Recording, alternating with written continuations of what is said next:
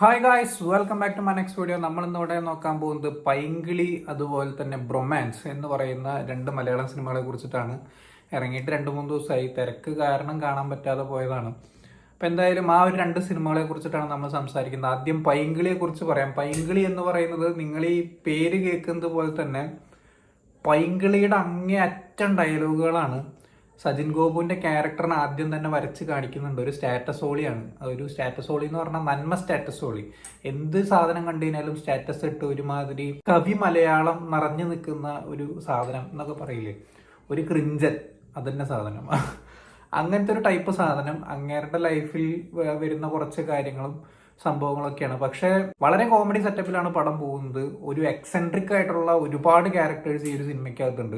Eccentric എന്ന് പറഞ്ഞാൽ top eccentric ആണ്. സജിൻ ഗോപു എന്നൊക്കെ പറഞ്ഞാൽ എന്റെ പൊന്നോ ഒരു രക്ഷയില്ല. വളരെ സീരിയസ് ആയിട്ട് പോകേണ്ട കഥാസന്ദർഭങ്ങൾ ഈ ഒരു സിനിമയ്ക്കകത്തുണ്ട്. കാരണം ഒരു മരണം നടക്കുന്ന ഒരു സീനുണ്ട് കോയമ്പത്തൂരൊക്കെ വെച്ചിട്ട്. അവിടുന്ന് ഞാൻ വിചാരിച്ചു ഭയങ്കര സീരിയസ് ആവും പടം. പക്ഷെ തൊട്ടടുത്ത സീന് മുതൽക്ക് അതിന്റെ ഇരട്ടി കോമഡി ലെവലില് പടം അങ്ങനെ ഫ്രണ്ടിലേക്ക് പോകുന്നു. അത് കഴിഞ്ഞിട്ട് അനശ്വരാരാധന കാണിക്കുന്നുണ്ട്. അനശ്വരാരാധന തുടക്കം കാണിക്കുന്ന മുതൽക്ക് എക്സെൻട്രിക് ആണ്. അങ്ങനെ തുള്ളിച്ചാടിയും കൊണ്ട് വെറിഞ്ഞും കൊണ്ട് നടക്കുന്ന ഒരു ക്യാരക്ടർ.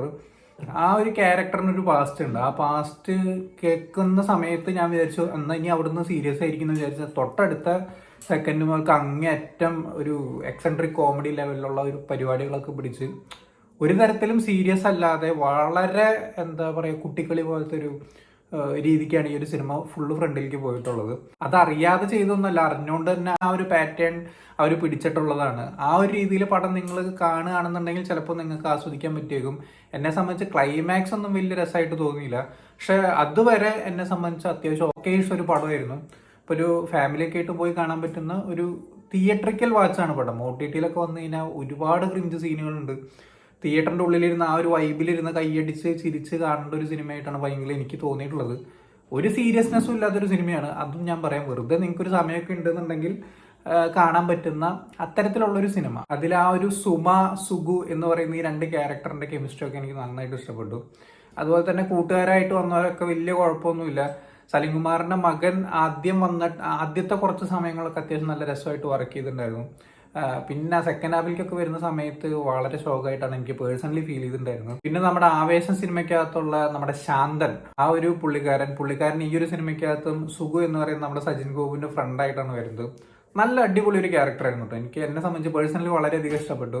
ഒരു മാൻഡ്രൈക്ക് സീനൊക്കെ ഉണ്ട്, ആ സീനൊക്കെ അടിപൊളി. അതുപോലെ തന്നെ ബൈക്കിൽ ഒരു ഹൈവേയിൽ ഒരു സ്ഥലത്ത് നിന്ന് തിരിച്ചു വരുന്ന ഒരു സീക്വൻസ്, എൻ്റെ അമ്മ, അതൊക്കെ സജിൻ ഗോപു വേറെ ലെവലിൽ നിന്ന് പെർഫോം ചെയ്തിട്ടുണ്ട്. അങ്ങനത്തെ കുറെ സന്ദർഭങ്ങൾ ഇരുന്ന് ആ ഒരു മൊമെന്റിൽ നിങ്ങൾക്ക് ചിരിക്കാണ്ട് ഒരുപാട്.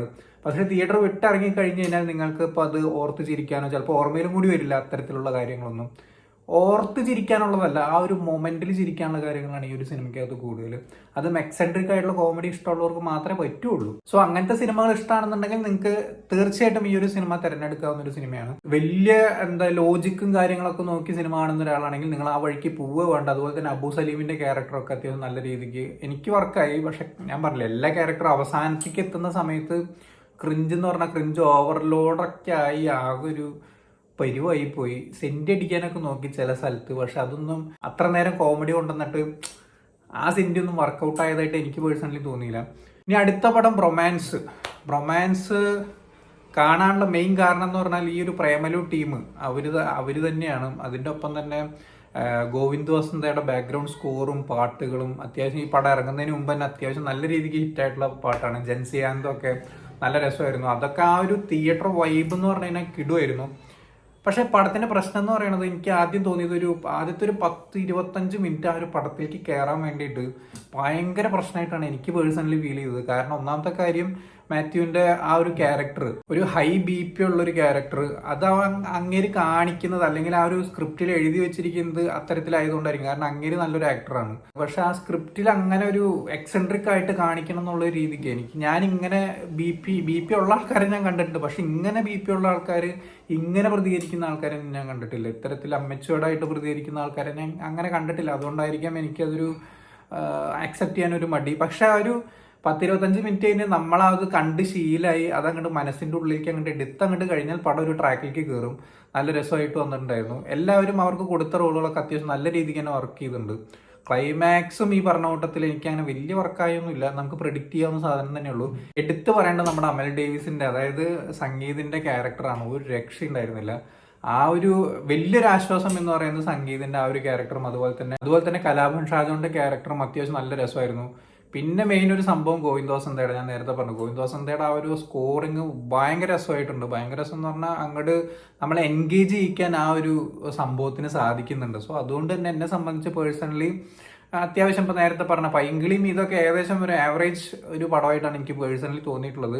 ഒരു ഫ്രണ്ട് സർക്കിളിലൊക്കെ നിന്നുകൊണ്ട് ഒരു പടം കാണാൻ പോകാൻ തിരഞ്ഞെടുക്കുകയാണെന്നുണ്ടെങ്കിൽ നിങ്ങൾക്ക് തീർച്ചയായിട്ടും നിങ്ങൾക്ക് ബ്രൊമാൻസിന് പോകാം, ഇല്ലെങ്കിൽ പൈങ്കിളിക്കും പോകാം, കുഴപ്പമൊന്നുമില്ല. എല്ലാം കൂട്ടുകാരുടെ ഒക്കെ ഒരു പടമാണ്. ഇപ്പോൾ ഒരു ഫാമിലി ആയിട്ട് പോയി കാണാനാണ് നിങ്ങൾക്ക് ആഗ്രഹം എന്നുണ്ടെങ്കിലും ഈ രണ്ട് സിനിമകളും പറ്റും.